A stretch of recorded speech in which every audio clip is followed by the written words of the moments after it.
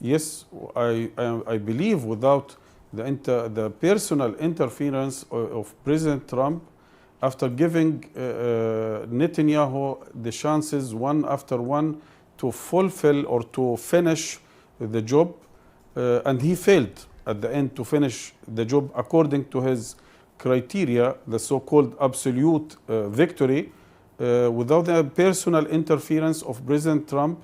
In this case, I don't think that it would happen to reach this end, the end of the war.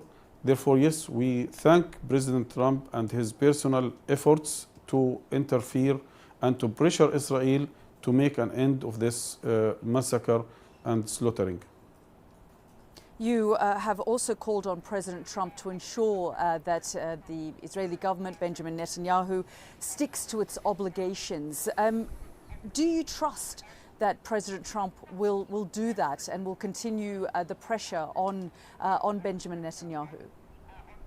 Look, when it comes to Benjamin Netanyahu, we don't trust him at all, and his government and his state. We have a long experience with undermining and sabotaging agreements with the Palestinians, not only with Hamas. I'm talking about decades of sabotaging agreements with the Palestinians and even with other countries, which has already signed with Israel the so-called normalization agreement. Therefore, yes, we believe and we hope that President Trump continue to interfere personally and to exercise the maximum pressure on Netanyahu to fulfill its obligation, first as according to the deal, and second according to the international law as an occupying power.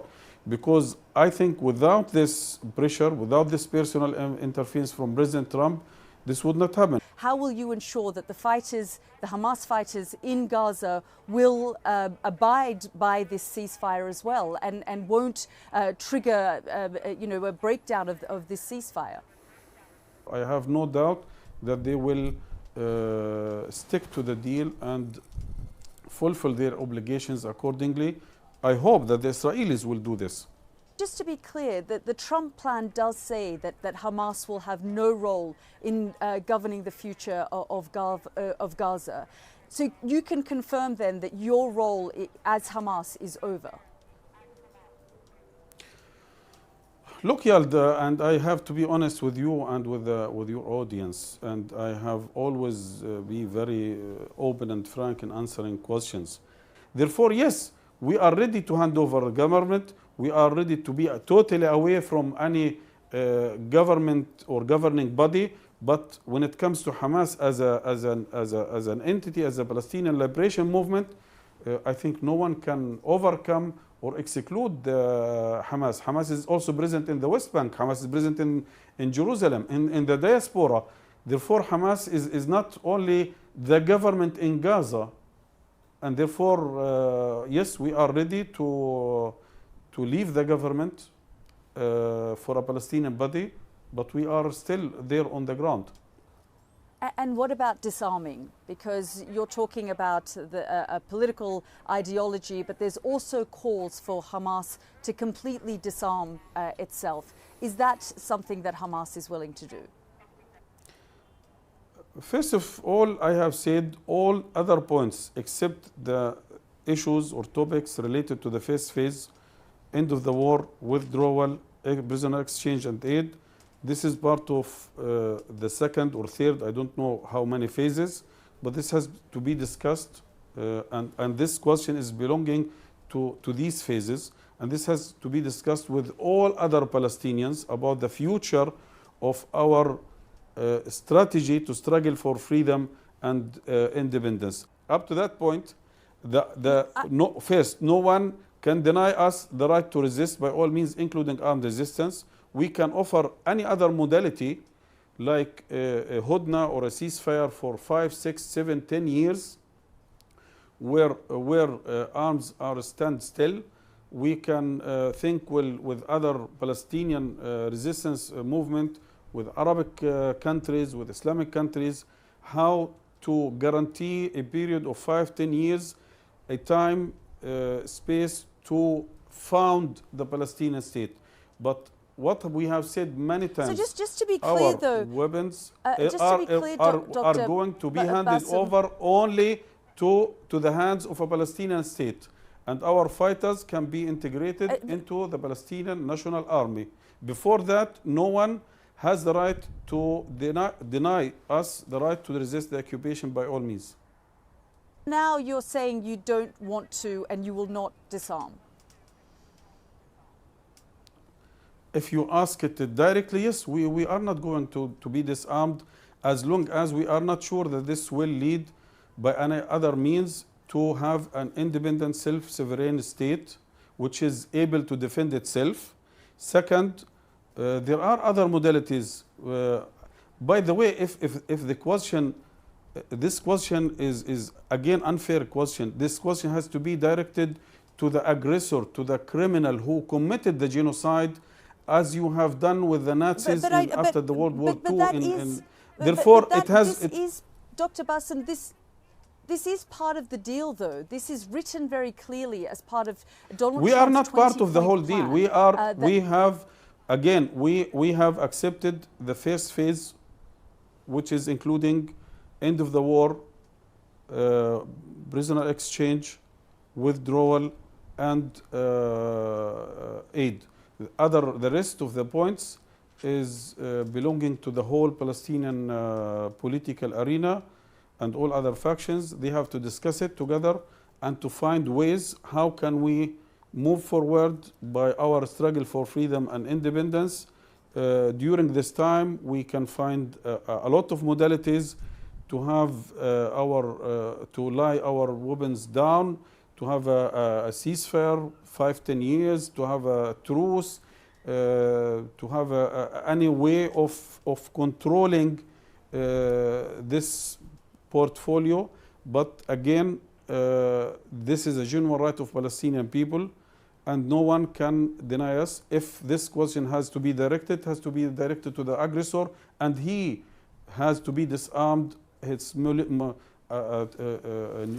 weapons, chemical weapons, biological weapons, which has been already used in the Gaza Strip and other areas during this war. What about an interim political force made up of the likes of, and including the role of former British Prime Minister Tony Blair? Have there been discussions around that, and would you be open to welcoming them governing Gaza?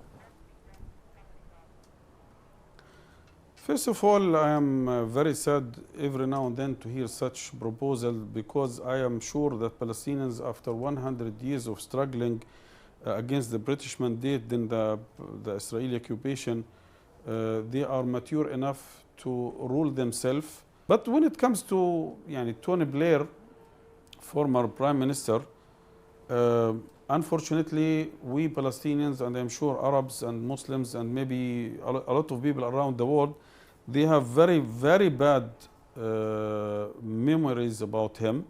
We still remember his role in killing, on causing the killing of thousands or millions of innocent civilians in Afghanistan, in Iraq. We can remember very well, after destroying Afghanistan and Iraq, he became, as a reward for his crimes, to be the head of the quartet, which was imposing the siege on the PA first in 2003, and the quartet conditions, and then on the government formed by Hamas in 2006. I think all Palestinians, not only in Hamas, not only in Gaza, have very bad and very negative image of him. And I don't believe that he will be very welcomed or will be a very positive input in this case. Again, Palestinians have a lot of independent, technocratic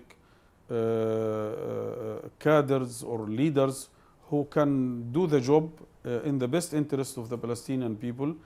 To be honest, when I hear the name Tony Blair, I can say this could be Balfour Declaration 2 after 100 years. We are reviving some very bad memories of UK and British mandate. Therefore, he can be the second Balfour in this case.